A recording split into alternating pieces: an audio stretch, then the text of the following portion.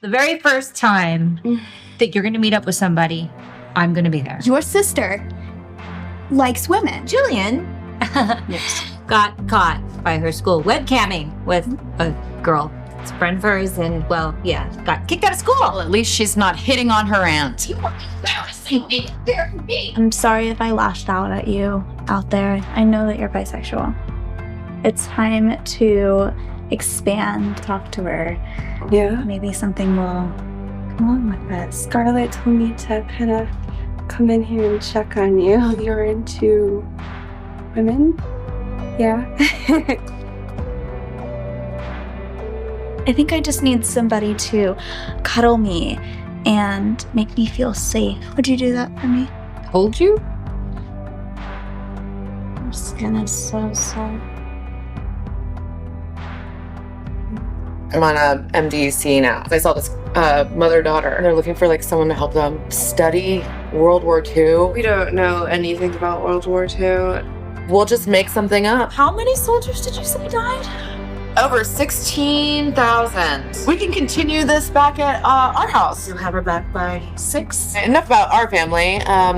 What about you? Do you have a boyfriend? Sounds like you got yourself a real loser. Why don't, you try kissing a girl, like with, What is this for? Did you get into UT? I didn't even know you were dating a boy to get a ring. We're engaged. You're engaged, Mom. All 3 of you are moving to New York next week. We would love for you to join us. I could try it, and with you guys it'd be fun, and I could be with you still. You could shack up with Jay. We were gonna share a bedroom. We were gonna have to do wifely duties. We can go explore together in the bedroom. You're wanting to see if I can please you. Mm-hmm. My daughter has no idea what I can do. Scene 2 deepens the film's exploration of emotional vulnerability and self-recognition by narrowing its focus to an extended interaction between Julia and Scarlett, creating a space where the boundaries between comfort, curiosity, and identity begin to blur in ways that feel both intimate and psychologically revealing. The scene opens with a quiet acknowledgement of change, as Julia expresses that she feels like her old self again, only to immediately revise that sentiment into something more complex. She feels like a new version of herself. This distinction is crucial, suggesting that what she is experiencing is not a return to a previous identity, but an emergence into something previously unarticulated. Scarlett's presence becomes central to this transformation, not as a force imposing change, but as a catalyst who creates conditions where Julia can begin to access parts of herself that have long remained dormant or unexamined. Their conversation unfolds with a sense of ease that contrasts sharply with the tension and defensiveness seen in earlier scenes, indicating that emotional safety is a prerequisite for the kind of honesty that follows. Yet this safety is not uncomplicated. It exists alongside an undercurrent of uncertainty, as both women navigate what it means to be present with one another in a way that exceeds conventional social scripts. The discussion of everyday topics, such as favorite restaurants and shared preferences, initially grounds the interaction in familiarity, reinforcing the idea that connection often begins in the mundane.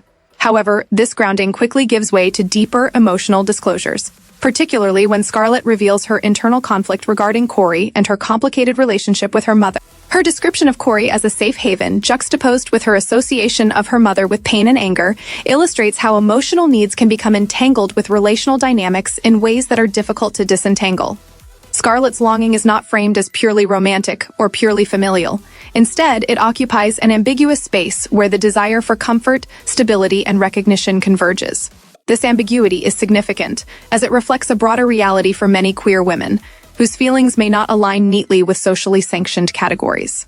The scene resists simplifying Scarlett's emotions, instead allowing them to remain complex and, at times, contradictory.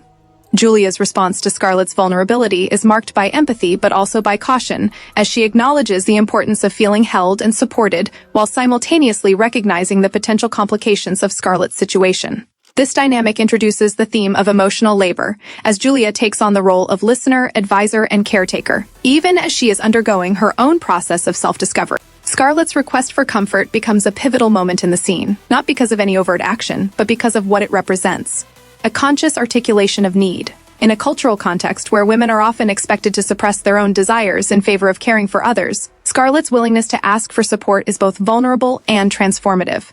Julia's decision to respond to this request, despite her own uncertainties, reflects the reciprocal nature of their connection. It is through this exchange that the scene begins to explore the possibility of intimacy that is rooted not in predefined roles but in mutual recognition and care. As their interaction continues, the conversation shifts toward questions of identity, with Scarlett gently challenging Julia's assumptions about herself. This questioning is not aggressive or confrontational, rather, it is exploratory, inviting Julia to consider perspectives she may have previously dismissed or avoided. Julia's initial reluctance to identify as someone who might be attracted to women is indicative of the broader societal pressures that shape how individuals understand and articulate their desires. Her uncertainty is not portrayed as ignorance but as a reflection of the limited frameworks available to her. Scarlett's observations, grounded in the immediacy of their shared experience, create a space where Julia can begin to reconcile her internal sensations with a new understanding of herself. This process is gradual and marked by hesitation, highlighting the importance of allowing identity to unfold organically rather than forcing it into predetermined categories. The scene's emphasis on dialogue over action reinforces its commitment to emotional realism, prioritizing the character's inner experiences over external validation. The interplay between denial and acknowledgement becomes a central theme, as Julia navigates the tension between what she has previously believed about herself and what she is beginning to feel. Scarlett's suggestion that Julia may have always harbored these feelings but lacked the opportunity or courage to explore them resonates with a common narrative in queer experiences, where self-recognition often occurs retrospectively. This idea challenges the notion of identity as fixed, instead presenting it as something that evolves in response to new contexts and relationships. Julia's eventual admission of a past moment of curiosity further underscores this point, suggesting that her current experience is part of a longer, albeit less visible, trajectory. The scene does not frame this revelation as a dramatic turning point, but as a subtle shift in perspective, reinforcing the idea that self-discovery is often incremental. The emotional tone of the scene is characterized by a sense of quiet intensity, as both women remain attuned to the significance of what is unfolding between them. Their interactions are marked by a careful negotiation of boundaries, reflecting an awareness of the potential implications of their connection. This caution is not portrayed as fear, but as a form of respect, both for themselves and for each other. It highlights the ways in which queer women often navigate their relationships with an acute sensitivity to context, recognizing that their expressions of intimacy may be subject to scrutiny or misunderstanding. The scene captures this dynamic with nuance, avoiding both idealization and dramatization. Instead, it presents a realistic portrayal of how intimacy can develop in environments that are not entirely conducive to its expression. The presence of external pressures, such as familial expectations and societal norms, remains implicit throughout the scene, shaping the characters' interactions even as they focus on their immediate connection. This interplay between the personal and the social underscores the film's broader, thematic concerns, illustrating how individual experiences are influenced by larger cultural forces. Julia's role as a mother adds another layer of complexity to the scene, as she must reconcile her emerging self-awareness with her responsibilities and concerns for her daughter. Her reflections on Scarlett's situation reveal a tension between her desire to protect and her recognition that her daughter's experiences are valid and deserving of understanding. This tension mirrors her own internal conflict, as she grapples with the implications of her feelings for her sense of self and her place within her family. The scene thus positions Julia as both a participant in and an observer of the processes of identity formation, highlighting the interconnectedness of personal and relational growth. Scarlett, in turn, serves as both a mirror and a guide, reflecting Julia's potential while also encouraging her to explore it. This dynamic can be understood through the lens of mentorship, though it is not hierarchical in a traditional sense. Instead, it is characterized by a mutual exchange of insight and support, where each woman contributes to the other's understanding of herself. This reciprocity challenges conventional notions of power and authority, suggesting that knowledge and growth can emerge from collaborative rather than directive relationships. At the same time, the scene does not ignore the potential complexities of this dynamic, acknowledging that differences in age, experience, and social position can influence how such interactions are perceived and navigated. The film's refusal to provide clear resolutions or definitive labels is one of its most compelling features, as it allows the characters' experiences to remain open-ended and authentic. By resisting the urge to categorize their relationship, the scene invites viewers to engage with its emotional truths rather than its structural definitions.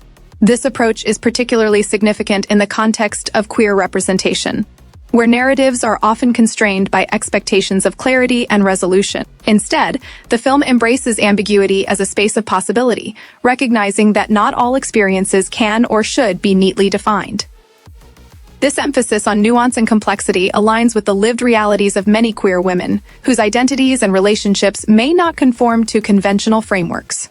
More broadly, the scene speaks to universal themes of longing, vulnerability, and the search for authenticity, making it resonant for audiences beyond its specific context. The character's struggles with fear of judgment, desire for connection, and need for self-understanding are experiences that many women, regardless of orientation, can recognize. The film's focus on emotional intimacy rather than spectacle allows these themes to emerge with clarity and depth, creating a narrative that feels both personal and expansive. In doing so, it challenges prevailing cultural narratives that either marginalize or sensationalize women's relationships, offering instead a portrayal that is grounded in empathy and respect. The scene ultimately functions as a meditation on the process of becoming visible to oneself and to others, highlighting the courage required to confront and embrace one's own desires. It suggests that such visibility is not achieved through grand gestures or definitive statements, but through small, meaningful moments of connection and recognition. By centering these moments, the film affirms the value of women's emotional lives and the importance of creating spaces where they can be explored and understood.